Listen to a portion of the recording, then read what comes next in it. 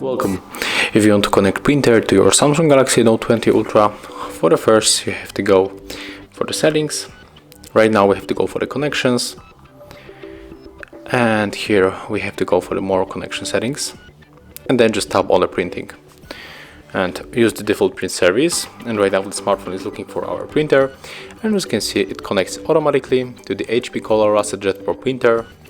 So right now we can go and print something, right? So let's go for the files, and I pick up this picture from the downloads, and I'm going to use the gallery to open it. Right now we have to click right here and find the default print service, and if it is not going to pop up on the screen, we are going to use the second thing, and here is not here, so just go back, click right here, and right now just click print. Right now just select the file that you want to print. Oh, sorry, you have to select the printer for the first. And right now, when the file is selected, we can tap on this printer icon to print our stuff. And that's it. Thank you guys for watching. Leave thumbs ups, comments, and subscribe to our channel. See ya!